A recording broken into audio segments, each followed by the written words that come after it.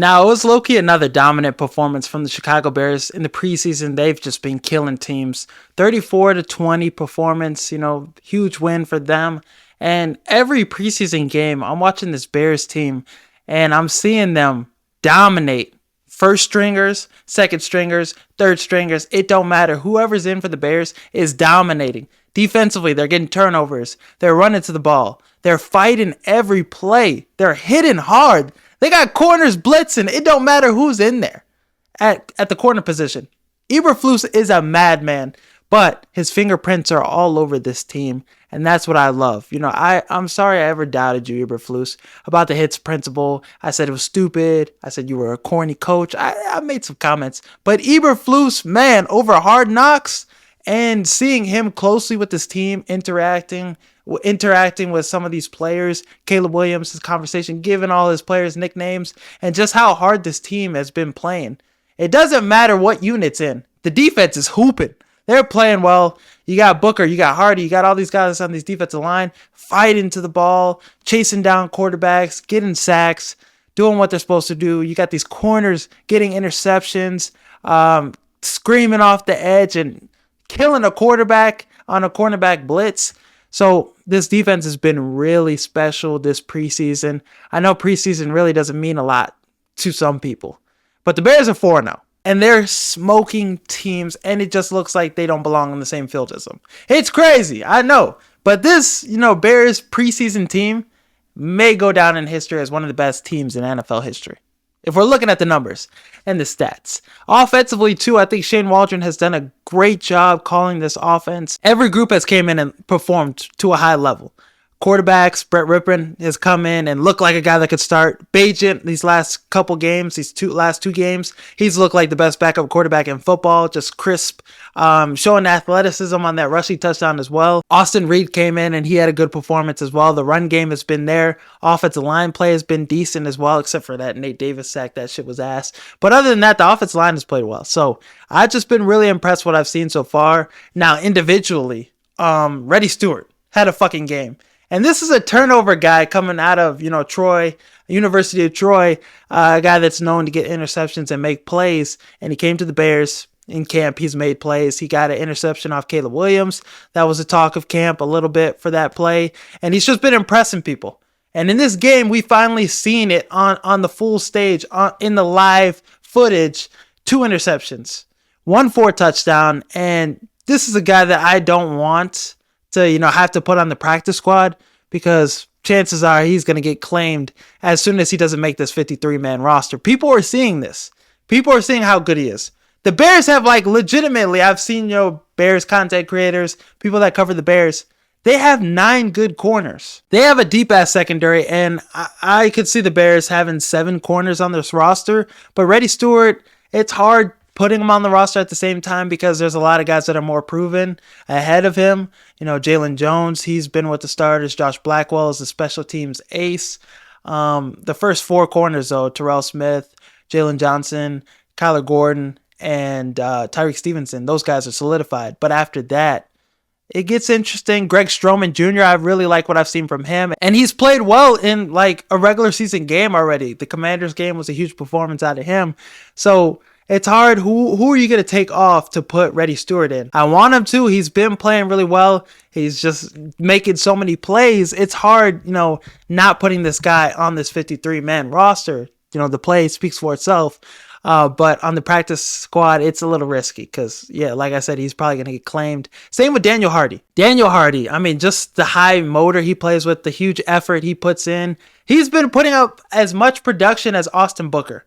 They've been, right next to each other in production. And every game he's had a great performance and he's showed up and made plays. So it's hard not keeping a guy like that on the 53-man roster. I think he deserves a spot over Dominique Robinson. I know Robinson, we drafted him.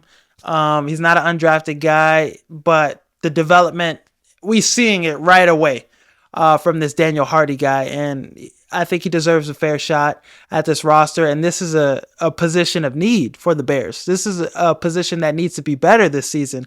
And Daniel Hardy, I think he gives you a better shot than Dominic Robinson. So personally, I would put, Daniel Hardy on the 53. I think out of the 3 guys, Ian Wheeler, Daniel Hardy and Reddy Stewart, I think Daniel Hardy has the best opportunity to make the roster. So I'm interested to see what, Ryan Poles does with that. He says it's a tough 53-man roster to make, but you can't not put a guy like Hardy on there. Especially, like I said, with it being a huge position to need. So his play continues to improve. He gets better every week. And this is a guy that I could see being a huge steal for the Bears moving forward as an undrafted free agent. The next, Tyson Bagent. The next, Jack Sanborn. These undrafted guys that Ryan Poles has been able to find. He could be that next guy.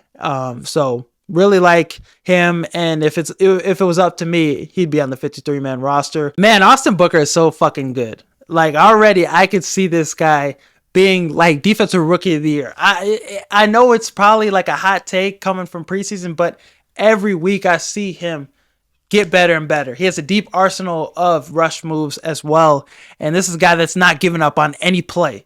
Every play, hey, if the quarterback's still in the pocket, he's still got the ball, he's finding a way to get to him. And just the relentlessness that he plays with is something that's going to be one of the big reasons why he's going to be successful this season and for the Bears. So we missed out on Judon, but Austin Booker is going to be pretty damn good. And having a guy like Montez Sweat to teach him the ropes and to work with him and help him perfect his craft, you're seeing it pay dividends already. So I think Booker, he might be the second best pass rusher on the team. I've seen some people have this debate, but I think he is. I think he's better than DeMarcus Walker. I think he's better than Jake Martin. I think he's better than Dexter already too.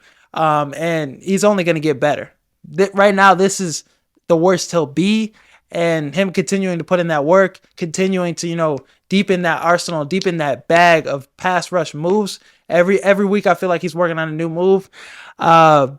He's going to be special. So I think he's definitely going to have to get some really good reps against the Titans. I think he should be out there a lot and, early on a lot of, third down situations, because this guy's going to be special, and start right out the gates with him and have him start opposite Montez Sweat in my mind. I really liked what I saw from Velus Jones and Tyler Scott. Tyler Scott, though, I don't know why the fuck he was out there. Fourth quarter, returning kicks, almost got his head taken off. That shit was crazy. DeAndre Carter, Caleb Williams' buddy should have been out there returning those kicks in the fourth quarter, because that doesn't make sense. But I really like what we saw from Tyler Scott. This is exactly what I wanted to see from him in the preseason. 6 catches, 99 yards receiving. He had a 17-yard end-around gain jet sweep. This is how we should be using him. A guy that's a deep ball threat. Get him on jet sweeps. Find ways to get him the ball in his hands, because he could be really effective. And that's something Getsy really struggled with. We couldn't get, Tyler Scott the ball for some reason. We had him blocking defensive ends, but in this game, he showed it. He had a 37-yard deep ball gain and just the yards after the catch, making guys miss. That's what I need to see from my fourth best receiver. He could be really effective. So we just got to find, ways to get him the ball. And Waldron, how this offense has been looking, I'm really excited. On a day where Keenan Allen, he's a little banged up, DJ Moore gets banged up, whatever, knock on wood, of course, Tyler Scott can go out there and make some plays and make some shit happen. Velus Jones, though, this was a huge game from him. We needed this. He needed this to make this I feel like he was going to make the roster, but this was a huge performance. 112 yards rushing, 13 carries, 8.5 yards per carry. The last 7 carries of the game for him, 93 yards. 3, carries, 1 for 39 yards, 23 yards, and another 30-yard carry. So just some tosses, some outside zone tosses, the end arounds, getting him the ball in that, just the cutback lanes, the explosiveness off that. If you over pursue on Velus Jones in the outside toss, you're fucking cooked. That touchdown he had was really nice. So I think just playing to his specialties, playing to his skill set, this is what we need to do. Getsy didn't do this. Getsy should have put his ass at running back.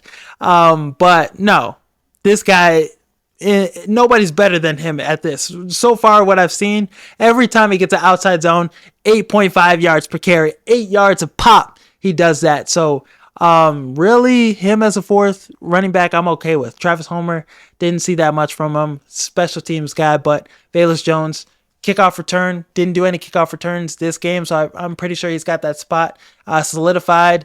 But a couple games during the season, I know people are going to expect it, But it's one of those things like, if you can't stop it, we're going to keep doing it, and that's something that could be for the Bears. Those outside zones, keep running it, run some play action off of it as well. Keep the defense honest, but I don't see a lot of teams stopping that shit, to be honest. So I'm glad Velus Jones got this. He, definitely needed a performance like this for confidence. And moving forward during the regular season, I hope, the Bears give him a couple of those opportunities. And I hope they just focus with him on these kind of plays and kickoff returns, and he could be a very valuable asset for the Chicago Bears still. But I would want him to get an extension done with, Keenan Allen. I would want him to stay with the Chicago Bears for maybe 2 or 3 more years, because he's coming off his best season last year with the Chargers.